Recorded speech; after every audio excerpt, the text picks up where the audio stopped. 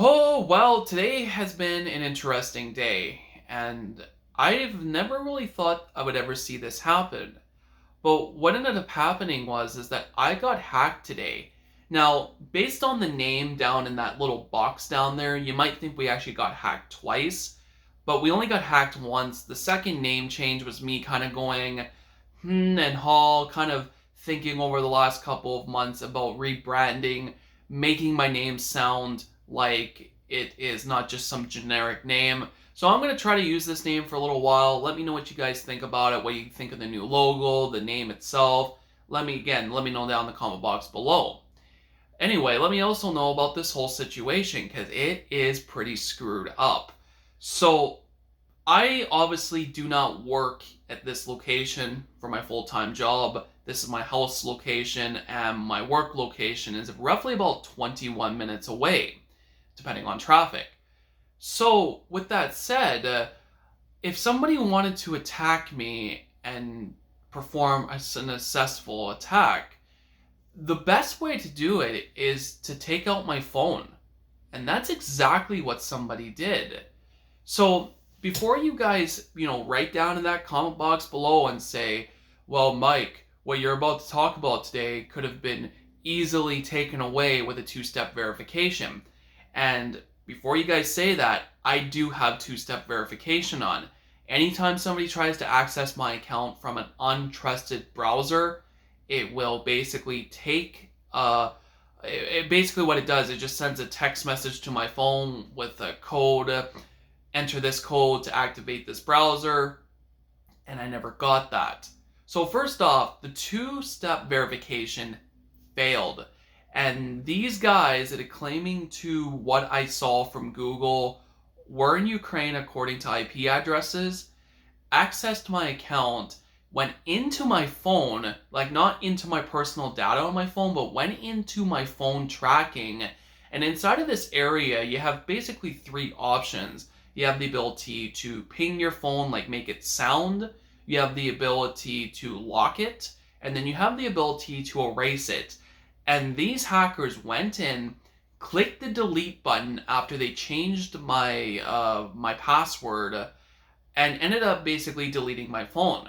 The issue is that as a hacker, I have all my personal information in my Google account.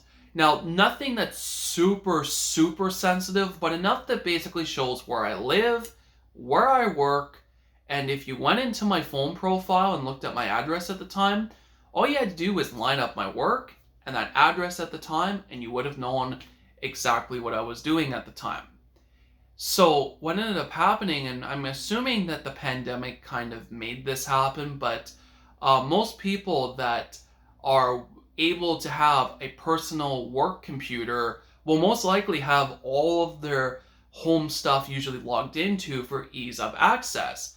But if you have that situation and you're working in like an office environment, most employers still in 2022 are just saying stay home, do the work in the luxury of your house, will pay you to do that.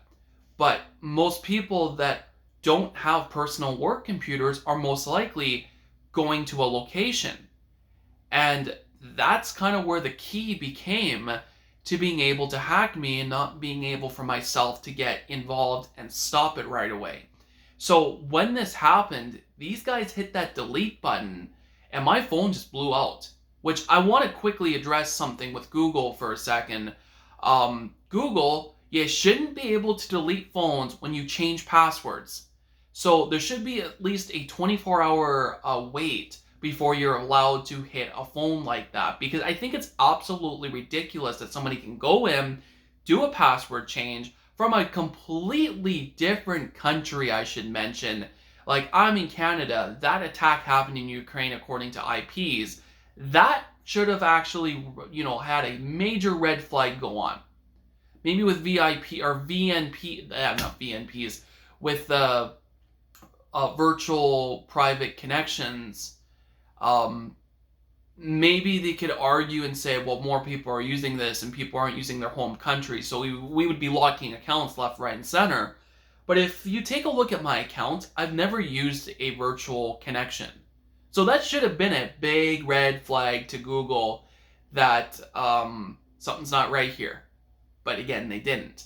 So my phone deletes out. So obviously I'm on my break and I take my phone out because my watch said, hey, I'm not connected to your phone right now. Something's wrong. So I take my phone out and right away my phone's updating. Well, which I thought was updating. It was actually erasing itself.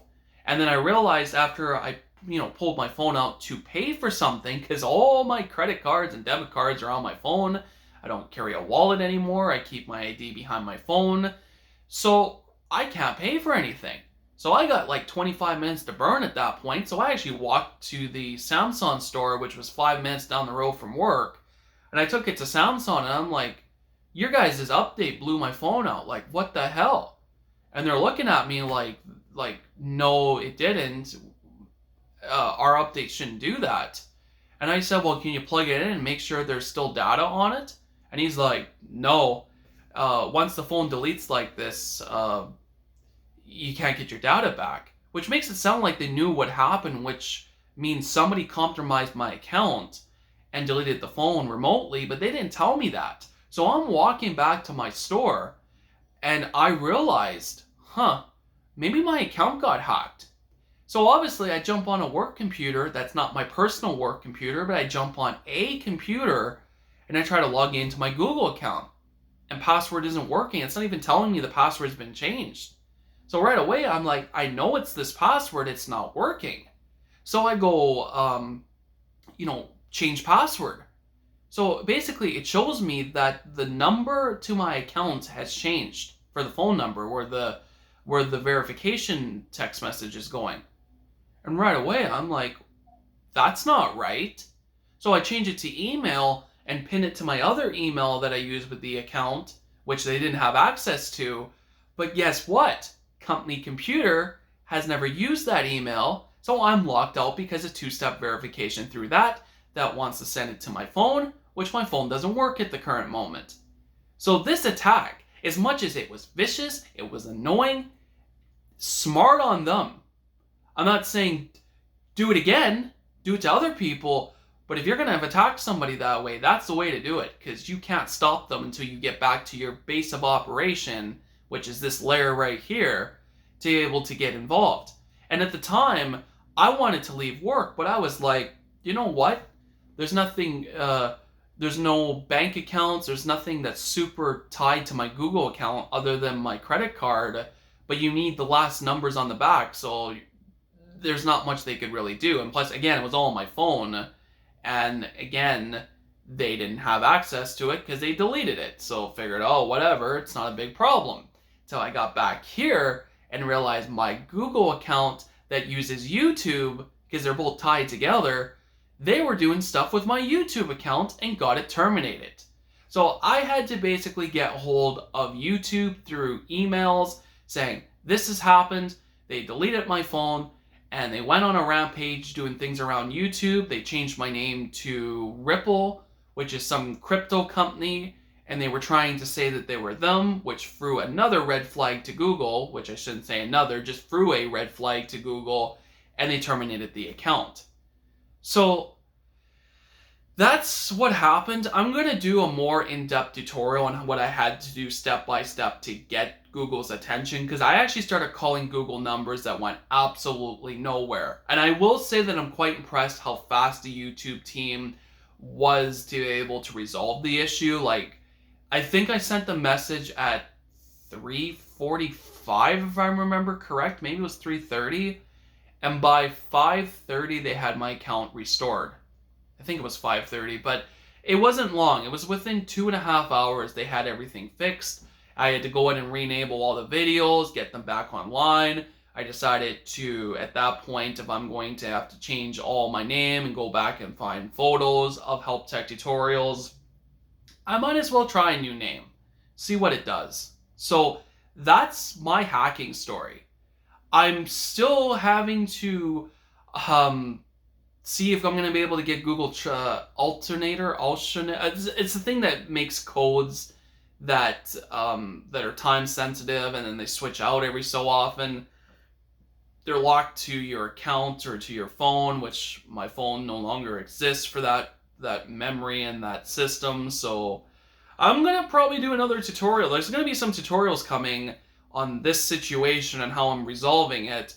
I'm not happy I gotta make these videos because, again, shit happens, but yeah, I'm gonna have some more tutorials coming. I'm not happy to start my first video in like 6 months since I've done my last upload like this, but you know what? It means there's content coming, and that's good for you guys. Not good for me, but it is what it is. I'm also not happy I lost a bunch of my videos and a bunch of my pictures of current content that I was working on, but I guess that's besides the point.